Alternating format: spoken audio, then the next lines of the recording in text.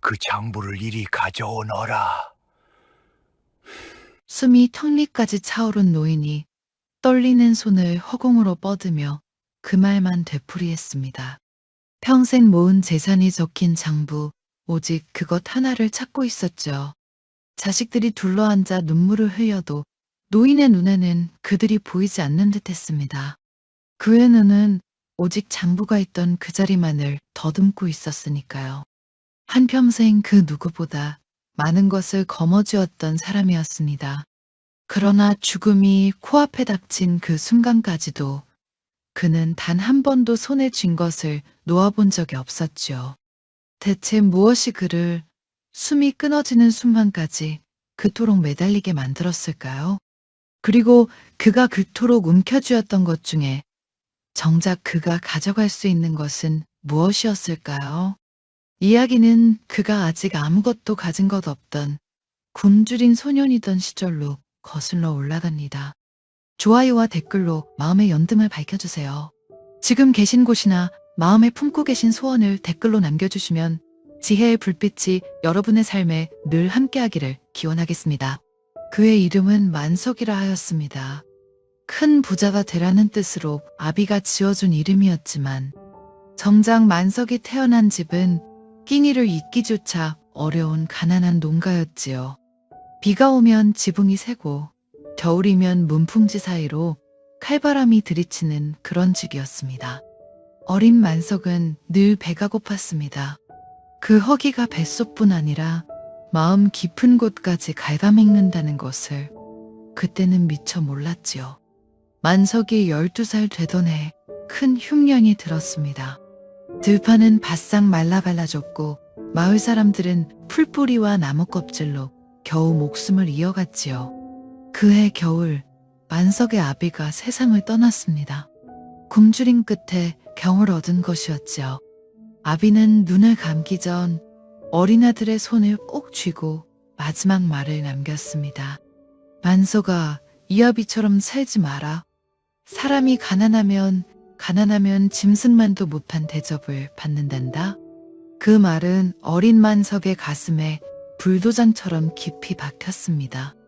아비의 장례를 치르던 날, 만석은 텅 빈 들판에 홀로 서 있었지요. 끝이 보이지 않는 그 광야 위로 찬바람만 휑휑 불었습니다. 만석은 그 막막한 들판을 노려보며 이를 악물었지요. 두고 보십시오. 저는 반드시 이 지긋지긋한 가난을 벗어날 겁니다. 소년의 다짐은 그토록 비장했습니다. 그런데 바로 그때 어디선가 발걸음 소리가 들려왔지요. 저벅저벅. 만석이 고개를 돌리니 다 해진 잿빛 장삼을 걸친 노스님 한 분이 그 너른 들판을 천천히 가로질러 오고 있었습니다. 어디서 와서 어디로 가는지 알 수 없는 구름 같은 걸음이었지요. 노스님은 만석의 곁을 지나치다 문득 걸음을 멈추었습니다. 그러고는 소년의 얼굴을 가만히 들여다보더니 나직한 목소리로 한마디를 건넸지요. 얘야, 쫓기지 마라. 쫓기기 시작하면 평생을 쫓겨 살게 된단다. 만석은 그 말을 알아듣지 못했습니다. 쫓기다니 누가 자신을 쫓는단 말인가. 어리둥절한 소년이 되묻기도 전에 노스님은 이미 등을 돌려 다시 걸어가고 있었지요. 그 뒷모습이 들판 끝 아지랑이 속으로 가물가물 사라질 때까지 만석은 멍하니 서 있었습니다. 쫓기지 마라. 그 한마디가 무슨 뜻이었는지 어린 만석은 알 길이 없었습니다. 그리고 그 말의 참뜻을 깨닫기까지 그는 평생이라는 긴 세월을 걸어가야 했지요. 그것도 단 한순간도 쉬지 못하고 무언가에 쫓기듯 내달리면서 말입니다. 그날 만석은 보찜 하나를 둘러매고 마을을 떠났습니다. 더 큰 고을로, 더 큰 세상으로. 가난을 벗어날 수만 있다면 무슨 일이든 하리라 마음먹으면서요. 12살의 소년의 작은 등 뒤로 고향 마을이 점점 멀어져 갔습니다. 그가 막 들어선 그 길이 끝없는 광야의 입구라는 것을 그때의 만석은 알지 못했지요. 큰 고을에 다다른 만석은 한 미국상의 허드렛 일꾼으로 들어갔습니다. 새벽별을 보며 일어나 쌀가마를 나르고 달이 뜨도록 마담을 쓸었지요. 다른 일꾼들이 품삯을 받아 주막으로 달려갈 때 만석은 단 한 푼도 쓰지 않고 헝겊에 꽁꽁 싸두었습니다. 그 헝겊 뭉치가 조금씩 두툼해지는 것이 어린 만석에게는 세상 그 무엇보다 달콤한 일이었지요. 만석은 영미했습니다. 쌀값이 오르내리는 이치를 누구보다 빨리 깨쳤고 어느 고을에 흉년이 들고 어느 고을에 풍년이 드는지를 귀신같이 알아냈지요. 싼 곳에서 쌀을 사들여 비싼 곳에 내다 파는 일을 그는 물 흐르듯 해냈습니다. 20살이 되었을 무렵 만석은 어느새 제 이름으로 된 작은 미곡전 하나를 갖게 되었지요. 처음으로 제 가게의 문을 열던 날 만석은 묘한 감정에 사로잡혔습니다. 텅 비었던 곳간이 쌀가마로 차오르는 것을 바라보는데 가슴 깊은 곳에서 무언가 짜릿한 것이 솟구쳤지요. 그것은 굶주리던 어린 시절에는 한 번도 느껴보지 못한 혀끝에 닿는 꿀처럼 달디단 맛이었습니다. 가진다는 것의 단맛. 만석은 그 한 방울의 단맛을 처음 맛본 것이죠. 그날 밤 만석은 곳간 앞에 앉아 차오른 쌀가마를 오래도록 바라보았습니다. 그런데 이상한 일이었지요. 분명 배가 부른데도 마음 한구석은 여전히 허전했습니다. 더 채우고 싶었어요. 이 곳간이 가득 차면 더 큰 곳간을 갖고 싶었지요. 한 방울의 단맛을 맛본 혀는 곧 두 방울을 탐하기 시작한 것입니다. 장사는 날로 번창했습니다. 만석은 미곡전을 넘어 포목과 소금, 약재까지 손을 뻗었지요. 그가 손대는 것마다 돈이 되어 돌아왔습니다. 사람들은 그를 두고 손에 황금손을 달고 태어났다며 부러워했지요. 만석의 국가는 나날이 늘어갔고 그의 이름은 고을 밖으로까지 퍼져나갔습니다. 그러나 가진 것이 늘어갈수록 만석의 잠은 줄어들었습니다. 밤이면 그는 자꾸만 무언가에 쫓기는 꿈을 꾸었지요. 거대한 무엇이 등 뒤에서 자신을 향해 달려오는데 아무리 달아나도 그 거리가 좁혀지는 꿈이었습니다. 식은땀에 젖어 눈을 뜨면 어둠 속에서 저벅 발소리가 들리는 것만 같았지요. 만석은 그 발소리를 떨쳐내려 더욱 일에 매달렸습니다. 더 많이 벌고 더 많이 쌓으면 그 불안이 사라질 것이라 믿었지요. 하지만 곳간이 차오를수록 발소리는 오히려 더 가까이 들려왔습니다. 만석은 알지 못했습니다. 그가 무언가를 손에 쥐기 시작한 그 순간부터 그 무언가를 잃을지 모른다는 두려움 또한 그를 쫓기 시작했다는 것을요. 어느 날 만석의 가게 앞을 한 노스님이 지나갔습니다. 다해진 잿빛 장삼을 걸친 어딘가 낯익은 노스님이었죠. 만석은 문득 어린 시절 들판에서 마주쳤던 그 스님을 떠올렸지만 설마 같은 사람일 리야 없다고 고개를 저었습니다. 노스님은 만석의 그득한 곳간을 가만히 바라보더니 지나가는 말처럼 한마디를 흘렸지요. 많이도 쌓으셨소. 그런데 이보시오. 그 많은 것 중에 정말로 그대의 것은 무엇이오? 만석은 어이가 없어 코웃음을 쳤습니다. 이게 다 제 것이지 누구 것이란 말입니까? 그렇게 쏘아붙이려 했지만 고개를 들었을 때 노스님은 이미 저만치 멀어져 가고 있었지요. 만석은 그 뒷모습을 바라보며 까닭 모를 서늘함을 느꼈습니다. 그러나 그 서늘함도 잠시 그는 곧 다시 샘판을 두드리기 시작했지요. 등 뒤의 발소리는 그날따라 유난히 크게 들렸습니다. 30을 넘기면서 만석의 재산은 고을에서 손꼽힐 만큼 불어났습니다. 그러나 그는 거기서 멈추지 않았지요. 더 큰 부를 거머쥐려면 더 큰 판으로 뛰어들어야 한다고 믿었습니다. 만석은 가진 모든 것을 끌어모아 나라의 소금길과 약재기를 손에 넣는 큰 거래에 뛰어들었지요. 그 길목을 차지하면 천하의 재물이 제곡간으로 흘러들 것이라 여긴 것입니다. 그 무렵 만석에게는 오래 함께 일한 벗이 하나 있었습니다. 어린 시절 같은 미국상에서 허드렛 일을 하던 동무 덕팔이었지요. 덕팔은 세매는 어두웠으나 마음이 곧고 따뜻한 사람이었습니다.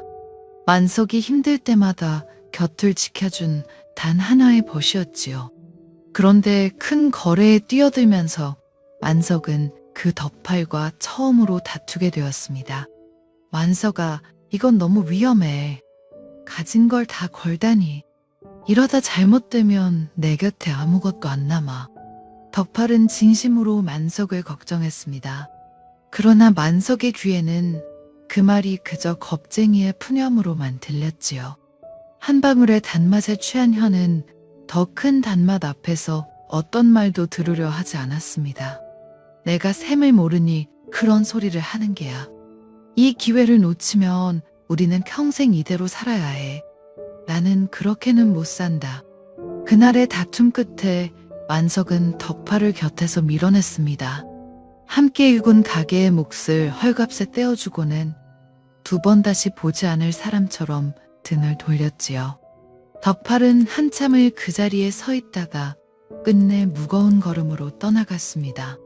떠나기 전 그가 남긴 말을 만석은 오래도록 곱씹지 않았지요. 만석아, 네가 그토록 붙잡으려는 그것이 정말로 너를 지켜줄까? 나는 그게 걱정이다. 만석은 마침내 큰 거래를 성사시켰습니다.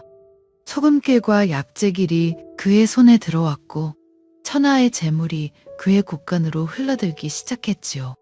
만석은 이제 고을 하나를 통째로 사고도 남을 거부가 되었습니다. 으리으리한 기와집을 짓고 종을 수십 명 거느리며 비단 옷을 걸치고 산의 진미를 먹었지요. 그러나 그 화려한 집안에서 만석은 점점 더 혼자가 되어갔습니다. 그의 곁에는 이제 진심으로 그를 대하는 사람이 하나도 남지 않았지요. 그를 둘러싼 이들은 모두 그의 재물을 보고 모여든 자들이었습니다. 웃는 낯 뒤에 무엇을 감추고 있는지 알 수 없는 얼굴들. 만석은 그 한가운데서 안전한 곳에 이르렀다고 믿었습니다. 가진 것이 많으니 이제 두려울 게 없다고 여겼지요. 하지만 그것은 착각이었습니다. 만석이 안전하다 여기며 내려선 그 자리는 실은 사방이 막힌 깊은 우물 속이었지요. 재물이라는 우물. 한 번 그 안으로 내려서면 다시는 햇빛 비치는 들판으로 돌아갈 수 없는 곳. 만석은 제 발로 그 우물 속 깊이, 더 깊이 내려가고 있었습니다. 그러면서도 자신이 높은 곳으로 오르고 있다고 굳게 믿었지요. 그날 밤도 만석은 잠을 이루지 못했습니다. 곳간의 자물쇠를 몇 번이나 확인하고 장부를 펴 샘을 거듭했지요. 등 뒤의 발소리는 이제 꿈속이 아니라 깨어있을 때도 들려오는 것 같았습니다. 저벅저벅. 만석은 그 소리를 향해 신경질적으로 소리쳤죠. 거기 누구냐? 그러나 텅 빈 방 안에는 켜둔 등잔불만 홀로 흔들리고 있을 뿐이었습니다. 마흔을 넘긴 만석은 이제 누구도 함부로 넘볼 수 없는 거부가 되었습니다. 그러나 가진 것이 많아질수록 그것을 잃을지 모른다는 두려움 또한 산더미처럼 커져갔지요. 만석은 하루에도 몇 번씩 곱단을 둘러보았고 종들이 혹여 곳간에 손을 댈까 밤마다 잠을 설쳤습니다. 가진 것을 지키는 일이 그것을 모으는 일보다 더 그를 갉아먹었지요. 만석은 자신이 움켜쥔 재물을 마치 절벽에 매달린 사람이 한 가닥 넝쿨을 붙잡듯 꽉 쥐고 있었습니다. 그 넝쿨만 놓지 않으면 살 수 있다고 믿었지요. 그래서 손에 더욱 힘을 주었고 그럴수록 그의 손은 점점 더 아파왔습니다. 가진 것이 곧 그의 생명줄이었으니 그것을 놓는다는 것은 곧 죽음과 같았지요. 그러던 어느 날 만석에게 청천벽력 같은 일이 닥쳤습니다. 가장 믿고 곳간을 맡겼던 집사가 오랜 세월 만석의 재물을 조금씩 빼돌려온 것이 드러난 것이지요. 그것도 한두 푼이 아니라 만석의 재산 절반에 가까운 큰 돈이었습니다. 집사는 이미 그 돈을 들고 자취를 감춘 뒤였지요. 만석은 그 자리에서 주저앉고 말았습니다. 눈앞이 캄캄해지고 온몸의 피가 거꾸로 솟는 것 같았지요. 평생을 바쳐 쌓아 올린 것의 절반이 하루아침에 무너져 내린 것입니다. 만석은 미친 사람처럼 집사를 쫓았습니다. 사람을 풀어온 나라를 뒤졌고 잡히는 대로 끝까지 벌하리라 이를 갈았지요. 바로 그 무렵 만석의 귀에 한 가지 소식이 들려왔습니다. 오래전 그의 곁을 떠났던 덕팔이 세상을 떠났다는 소식이었지요. 가난하지만 따뜻한 마음으로 자식들에게 둘러싸여 평안히 눈을 감았다고 했습니다. 죽기 전 덕팔이 만석의 안부를 물으며 그가 부디 무거운 짐을 내려놓고 살기를 빌었다는 말도 함께 전해졌지요. 만석은 그 소식을 듣고도 한참을 아무 말이 없었습니다. 가슴 한구석이 알 수 없이 시려왔지만 그는 곧 고개를 세차게 저었지요. 지금은 그런 감상에 젖을 때가 아니었습니다. 빼돌려진 재물을 되찾고 무너진 곳간을 다시 채워야 했으니까요. 만석은 슬픔을 느낄 새도 없이 다시 샘판 앞으로 돌아갔습니다.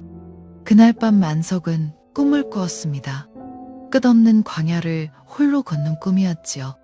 등 뒤에서는 거대한 코끼리 한 마리가 붉은 눈을 번뜩이며 그를 향해 달려오고 있었습니다. 만석은 죽을 힘을 다해 달아나다 우물 하나를 발견하고 그 안으로 늘어진 넝쿨을 붙잡고 매달렸지요. 코끼리는 피했지만 우물 밑을 내려다본 만석은 그만 숨이 멎을 뻔했습니다. 시커먼 우물 바닥에서 무언가가 입을 벌린 채 그가 떨어지기만을 기다리고 있었으니까요. 만석은 비명을 지르며 잠에서 깨어났습니다. 온몸이 식은땀으로 흠뻑 젖어 있었지요. 그러나 그는 그 꿈이 무엇을 말하는지 끝내 헤아리지 못했습니다. 다만 더 굳게 넝쿨을 붙잡아야 한다고, 더 많이 움켜쥐어야 안전하다고 다짐했을 뿐이죠. 그가 놓지 못한 그 넝쿨이 실은 시시각각 갉혀가고 있다는 것을 까맣게 모른 채로 말입니다. 빼돌려진 재물을 되찾으려 만석은 몇 해를 매달렸습니다. 끝내 집사를 붙잡아 잃은 것의 일부를 돌려받았고 무너졌던 곳간도 차츰 다시 채워갔지요. 사람들은 역시 만석이라며 혀를 내둘렀습니다. 그러나 그 몇 해 동안 만석은 자신도 모르는 사이 부쩍 늙어 있었지요. 거울 속 그의 머리에는 어느새 서리가 내려앉아 있었습니다. 검던 머리가 희끗희끗해지고 꼿꼿하던 허리가 조금씩 굽기 시작했지요. 만석은 거울을 들여다보다 흠칫 놀랐습니다. 언제 이렇게 세월이 흘렀단 말인가. 어제 같던 젊은 날이 손가락 사이로 빠져나가는 모래처럼 어느새 사라지고 없었지요. 세월은 밤낮을 가리지 않고 만석을 갉아먹고 있었습니다. 낮이 지나면 밤이 오고 밤이 지나면 또 낮이 왔지요. 그 하루하루가 마치 흰 쥐와 검은 쥐가 번갈아가며 무언가를 갉아대듯 만석의 생명을 조금씩 깎아내고 있었습니다. 그러나 만석은 그 사실을 보려 하지 않았지요. 늙어간다는 것을, 죽음에 가까워진다는 것을 애써 외면했습니다. 오히려 만석은 더 큰 단맛을 탐하기 시작했습니다. 이제 재물만으로는 그 허기가 채워지지 않았지요. 그는 고을의 높은 자리에 오르고 싶어졌습니다. 사람들이 자신을 우러러보고 제 이름이 높이 불리는 것, 그 인정받는 단맛이 재물의 단맛보다 더 짜릿하게 그를 사로잡았지요. 만석은 재물을 풀어 벼슬아치들과 어울렸고 큰 잔치를 열어 제 위세를 뽐냈습니다. 사람들은 만석 앞에서 굽신거렸습니다. 그가 한마디를 하면 모두가 고개를 끄덕였고 그가 잔치를 열면 고을에 내로라 하는 이들이 다 모여들었지요. 만석은 그 한가운데 앉아 마침내 세상의 꼭대기에 올랐다고 여겼습니다. 가난한 농가에 굶주리던 소년이 이제 만인을 위해 서게 된 것이지요. 그 단맛에 취해 만석은 등 뒤의 발소리도 잠시 잊은 듯 했습니다. 그러나 잔치가 끝나고 사람들이 모두 돌아간 깊은 밤이면 만석은 텅 빈 큰 집에 홀로 남겨졌습니다. 그 정막 속에서 잊은 줄 알았던 발소리가 다시 또렷이 들려왔지요. 저벅저벅. 이제 그 소리는 든 뒤가 아니라 바로 곁에서 들리는 것 같았습니다. 만석은 등불을 밝히고 밤을 지새우는 날이 많아졌지요. 어둠이 무서웠던 것입니다. 그 어둠 속에서 무언가가 자신을 지켜보고 있는 것만 같았으니까요. 어느 날 만석은 잔치상 한 부석에서 우연히 한 노인을 보았습니다. 다해진 잿빛 장삼을 걸친 노스님이었지요. 어떻게 이 자리에 들어왔는지 알 수 없었지만 만석은 그 얼굴을 보는 순간 온몸이 굳었습니다. 수십 년 전 들판에서 그리고 가게 앞에서 마주쳤던 바로 그 노스님이었으니까요. 세월이 그토록 흘렀는데 노스님은 조금도 늙지 않은 모습이었지요. 노스님은 만석을 향해 조용히 입을 열었습니다. 이보시오, 아직도 쫓기고 계시는구려. 그 발소리가 이제 제법 가까이 왔지요? 만석은 소스라치게 놀랐습니다. 어찌 그 발소리를 안단 말인가. 그가 떨리는 목소리로 물으려 했을 때 노스님은 이미 자리에서 일어나 문을 나서고 있었지요. 머지않아 알게 되실게요. 그것이 누구인지. 그 말만을 남긴 채로 말입니다. 그 잔치가 있고 얼마 지나지 않아 만석의 몸에 이상이 찾아왔습니다. 처음에는 그저 가벼운 기침이었지요. 그러나 그 기침은 좀처럼 떨어지지 않았고 시간이 갈수록 깊어졌습니다. 어느 날부터는 음식을 넘기기가 힘들어졌고 그토록 탐하던 산의 진미도 모래알처럼 느껴졌지요. 만석의 몸이 안에서부터 무너지기 시작한 것입니다. 만석은 나라 안에 이름난 의원이란 의원은 모두 불러들였습니다. 산더미 같은 재물을 약값으로 쏟아부었지요. 그러나 어떤 약도 어떤 의원도 그의 병을 잡지 못했습니다. 늙고 병든 몸은 천하의 재물로도 되돌릴 수 없는 것이었으니까요. 만석은 그제야 깨달았습니다. 돈으로 살 수 없는 것이 이 세상에 있다는 것을. 그러나 그 깨달음은 너무 늦게 찾아왔지요. 병석에 누운 만석은 처음으로 자신의 몸을 들여다보게 되었습니다. 한때 쌀가마를 번쩍 들어올리던 그 단단하던 몸이 이제는 마른 나뭇가지처럼 앙상해져 있었지요. 흙으로 빚어진 살은 마르고 물기는 빠져나가고 불같던 기운은 사그라들고 숨결마저 가빠졌습니다. 그를 이루고 있던 모든 것이 마치 네 마리 독사가 동시에 그를 무는 것처럼 하나씩 무너져 내리고 있었지요. 늙음과 병이라는 들불이 사방에서 만석을 향해 타들어오고 있었습니다. 그 불길은 그가 평생 쌓아올린 그 어떤 담장으로도 막을 수 없었지요. 만석은 병석에 누워 처음으로 죽음이라는 것을 똑바로 마주하게 되었습니다. 우물 밑에서 입을 벌린 채 자신을 기다리던 그 시커먼 무엇이 이제 바로 발밑까지 차올라 있음을 느낀 것이지요. 두려움이 만석을 사로잡았습니다. 그는 살고 싶었지요. 평생 쌓은 모든 것을 다 내어주고서라도 단 몇 해만 더 살고 싶었습니다. 그러나 그가 아무리 발버둥쳐도 발밑의 어둠은 조금씩 그를 끌어당기고 있었지요. 만석은 그제야 등 뒤의 발소리가 무엇이었는지 어렴풋이 알 것 같았습니다. 평생 그를 쫓아온 그것은 바로 죽음이었습니다. 그가 무언가를 처음 손에 쥐던 그 순간부터 죽음은 단 한순간도 그를 놓아준 적이 없었던 것이지요. 병이 깊어가던 어느 밤 만석은 자리에서 일어나 곳간으로 향했습니다. 비틀거리는 몸으로 등불을 들고 평생 모은 재물을 마지막으로 보고 싶었던 것이지요. 곡간문을 열자 금은보화가 산처럼 쌓여 그 빛을 바라고 있었습니다. 만석은 그 앞에 주저앉아 한참을 바라보았지요. 그런데 이상한 일이었습니다. 그토록 달콤하던 그것이 이제는 아무런 맛도 느껴지지 않았지요. 이 많은 것 중에 정말로 내 것은 무엇인가? 죽어서 가져갈 수 있는 것이 단 하나라도 있는가? 오래전 노스님이 던졌던 그 물음이 이제야 만석의 가슴을 후벼 팠습니다. 그는 금덩이 하나를 집어들었지요. 차갑고 단단한 그것은 죽음을 막아주지도 곁을 지켜주지도 못했습니다. 만석의 눈에서 한 줄기 눈물이 흘러내렸지요. 평생 처음 흘려보는 회한의 눈물이었습니다. 그러나 만석은 끝내 그 금덩이를 내려놓지 못했습니다. 손에 쥔 것을 놓는 법을 그는 평생 단 한 번도 배운 적이 없었으니까요. 그는 그 차가운 금덩이를 꼭 쥔 채 곧간 바닥에 쓰러지듯 누웠습니다. 등불이 가물가물 흔들렸지요. 그 마지막 불빛 너머로 시커먼 어둠이 천천히 다가오고 있었습니다. 만석은 끝내 자리에서 일어나지 못했습니다.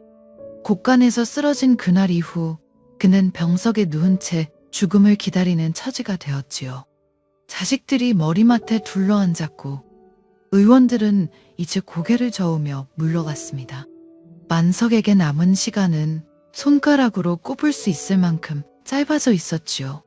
그런데 죽음을 코앞에 둔 그 순간까지도 만석의 마음은 단 하나에 매달려 있었습니다. 바로 재물이었지요.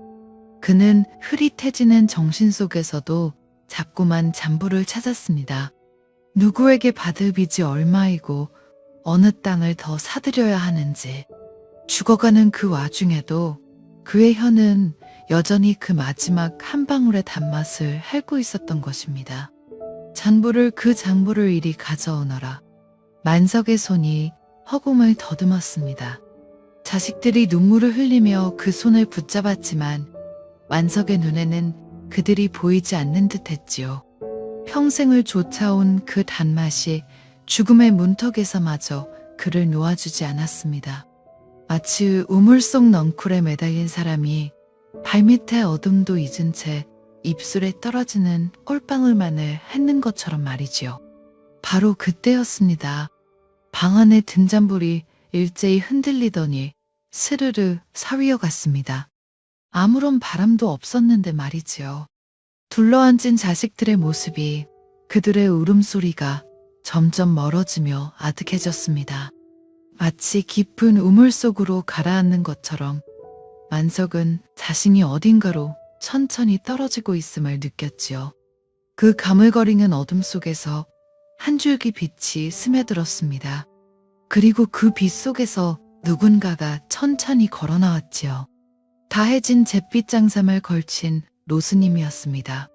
들판에서 가게 앞에서 잔치상에서 만석을 스쳐봤던 바로 그 노스님. 노스님은 죽어가는 만석을 고요한 눈빛으로 내려다보며 나직이 입을 열었지요. 이보시오. 이제 그 손에 쥔 것을 좀 보시오. 그대가 평생을 매달려온 그것이 지금 그대를 어디에 데려다 놓았는지. 노스님의 음성에 만석은 처음으로 자신의 발밑을 내려다보았습니다. 그러자 놀라운 광경이 펼쳐졌지요. 자신은 끝없는 광야 한가운데 깊은 우물 속 한 가닥 넝쿨에 매달려 있었습니다. 위에서는 거대한 코끼리가 붉은 눈으로 내려다보고 아래에서는 시커먼 어둠이 입을 벌리고 있었지요. 우물벽에서는 4마리 독사가 혀를 날름거리고 그가 매달린 넝쿨은 흰 쥐와 검은 쥐가 번갈아 갈가대고 있었습니다. 그리고 만석의 입술에는 어디선가 떨어지는 꿀방울이 닿아 있었지요. 한 방울, 2방울, 5방울. 그 달콤한 맛에 취해 그는 평생 발밑의 죽음도 등 뒤의 무상도 잊은 채 오직 그 단맛만을 핥아온 것이었습니다. 재물의 단맛, 권세의 단맛, 인정받는 단맛. 그 모든 것이 우물 속에 매달린 자의 입술에 떨어지는 한 방울 꿀에 지나지 않았지요. 만석의 눈에서 눈물이 흘러내렸습니다. 노스님의 목소리가 다시 들려왔죠. 쫓기지 마라. 내 그때 그리 일렀건만 그대를 쫓아온 것은 다른 무엇이 아니라 그대가 놓지 못한 그 한 방울의 단맛이었소. 만석은 그제야 깨달았습니다. 어린 시절 들판에서 들었던 그 한마디의 참뜻을 평생을 걸어 그 말 앞에 다시 돌아오기까지 그는 얼마나 먼 길을 쫓겨왔던가요? 스님 저는 무엇을 위해 그토록 달려온 것입니까? 만석의 떨리는 물음에 노스님은 말없이 그를 바라보았습니다. 그 고요한 눈빛 속에 한평생의 답이 담겨 있었죠. 만석은 노스님의 고요한 눈빛 앞에서 오래도록 잊고 있던 것을 떠올렸습니다. 굶주리던 어린 시절 텅 빈 들판에 홀로 서 있던 그날을요. 그때 그는 가진 것이 아무것도 없었지만 마음만은 끝없이 넓은 들판처럼 자유로웠지요. 그러나 무언가를 손에 쥐기 시작한 그 순간부터 그는 그것을 잃을까 두려워하며 평생을 쫓겨다녔습니다. 가진 것이 많아질수록 그의 마음은 점점 더 좁은 우물 속으로 갇혀 들어갔던 것이지요. 이제야 알겠습니다. 만석의 입에서 가느다란 목소리가 새어나왔습니다.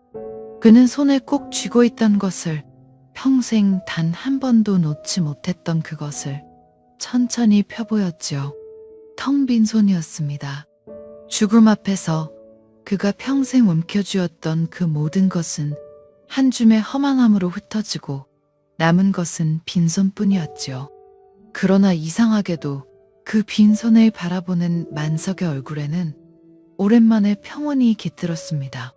노스님이 마지막으로 입을 열었습니다. 그대가 평생 핥아온 그 한 방울의 꿀은 본래 그대의 것이 아니었소. 잠시 입술을 스치고 사라지는 것이었지요. 그러나 그것을 영원한 것이라 여기고 매달렸기에 그대는 발밑의 죽음도 보지 못한 채 평생을 쫓겨 살았던 게요. 만석은 조용히 눈을 감았습니다. 그 마지막 순간 그의 입가에는 옅은 미소가 번졌지요. 평생 처음으로 아무것도 쥐지 않은 자의 가벼움을 느낀 것이었습니다. 그렇게 만석은 눈을 감았습니다. 한평생을 무언가에 쫓겨 달려온 한 사람이 마침내 그 모든 짐을 내려놓고 고요히 이 세상을 떠난 것이지요. 머리맡을 지키던 자식들은 아버지의 마지막 얼굴이 그토록 평온한 것을 보고 의아해했습니다. 평생 한 번도 편히 쉬어본 적 없던 그 얼굴이 죽음 앞에서야 비로소 쉼을 얻은 듯 보였으니까요. 만석이 떠난 뒤 그가 평생 모은 재물은 뿔뿔이 흩어졌습니다. 자식들은 그 재산을 두고 다투었고 으리으리하던 기와집도 얼마 지나지 않아 주인이 바뀌었지요. 만석이 그토록 매달렸던 그 모든 것은 정말로 한바탕 꿈처럼 아침 이슬처럼 덧없이 사라져갔습니다. 그가 이 세상에 잠시 머물다 갔다는 흔적조차 세월이 흐르자 희미해져 갔지요. 다만 한 가지 사람들의 입에서 입으로 전해진 이야기가 있었습니다. 죽음의 문턱에서 한 노스님을 만나 평생 매달려온 것이 한 방울 꿀에 지나지 않았음을 깨달은 어느 부자의 이야기였지요. 그 노스님이 누구였는지, 어디서 와서 어디로 갔는지는 아무도 알지 못했습니다. 다만 그 이야기를 전해 들은 이들은 저마다 가슴 한구석이 서늘해지는 것을 느꼈다고 하지요. 지금도 오래된 절집의 법당 벽에는 이 이야기를 담은 그림 한 폭이 전해 내려옵니다. 깊은 우물 속 한 가닥 넝쿨에 매달린 한 사람. 위에서는 코끼리가 내려다보고 아래에서는 어둠이 입을 벌리고 있으며 그가 매달린 줄을 흰 쥐와 검은 쥐가 갈가대고 있죠. 그런데 그 사람은 그 모든 위험도 잊은 채 입술에 떨어지는 꿀방울을 핥으며 이렇게 중얼거리고 있습니다. 아, 달다. 그 그림 앞에 서면 누구라도 한 번쯤 자신에게 묻게 된다고 하지요. 지금 나는 무슨 꼴을 핥고 있는 것일까 하고요. 만약 만석이 그 노스님의 한마디를 조금만 더 일찍 알아들었더라면 그의 삶은 어떻게 달라졌을까요? 아니, 우리는 그와 얼마나 다르다고 말할 수 있을까요? 부처님께서는 금강경에서 이렇게 말씀하셨지요. 일체유위법 여몽환포영 여로역 여전 은잡여시관 무릇 이 세상에 지어진 모든 것은 꿈과 같고 환상과 같고 물거품과 같고 그림자와 같으며 이슬과 같고 또한 번개와 같으니 마땅히 이와 같이 보아야 한다는 뜻입니다. 우리가 그토록 붙잡으려 애쓰는 것들을 한번 떠올려 봅니다. 더 많은 재물, 더 높은 자리, 더 큰 인정. 우리는 그것만 손에 넣으면 비로소 행복해지리라 믿으며 평생을 달려갑니다. 마치 우물 속 넝쿨에 매달린 만석이 입술에 떨어지는 꿀방울 하나에 모든 것을 잊었던 것처럼 말이지요. 그런데 가만히 보면 그 꿀은 입에 닿는 순간 이미 사라지고 없습니다. 한 방울을 핥고 나면 또 한 방울이 그리워 우리는 끝없이 입술을 내밀며 매달리지요. 그러나 그렇게 단맛에 취해 있는 사이에도 흰 쥐와 검은 쥐는 쉬지 않고 우리의 넝쿨을 갉고 있습니다. 낮이 가고 밤이 오고 또 낮이 가고 밤이 오는 사이 우리에게 주어진 시간은 한 올 한 올 줄어들고 있는 것이지요. 우리가 그 사실을 잊고 있을 뿐 발밑의 어둠은 언제나 그 자리에서 우리를 기다리고 있습니다. 이것이 부처님께서 무상이라 이르신 것입니다. 우리를 슬프게 하려는 말씀이 아니라 눈을 뜨라는 말씀이지요. 그렇다면 우리는 어떻게 살아야 할까요? 단맛을 모두 끊고 모든 것을 버리고 떠나라는 말씀이 아닙니다. 다만 그 한 방울의 꿀이 영원하지 않다는 것을 아는 것. 내가 지금 우물 속에 매달려 있음을 잊지 않는 것. 그것을 아는 사람과 모르는 사람의 삶은 같은 꿀을 핥아도 전혀 다른 법이지요. 무상을 아는 사람은 손에 쥔 것에 매달리지 않습니다. 잠시 맡아 두었을 뿐임을 알기에 때가 되면 미련 없이 내려놓을 수 있지요. 그리고 바로 그 비움 속에서 평생 쫓기기만 하던 마음은 비로소 쉼을 얻습니다. 만석이 죽음의 문턱에서야 빈손의 가벼움을 느꼈던 것처럼 우리도 언젠가는 이 손에 쥔 모든 것을 놓고 떠나야 합니다. 그것이 빠르냐 늦으냐의 차이일 뿐 누구도 예외는 없지요. 그러니 오늘 하루 내가 무엇에 그토록 매달리고 있는지 한번 돌아보면 어떨까요? 내가 지금 핥고 있는 그 한 방울의 단맛이 정말로 내 인생 전부를 걸만한 것인지를요.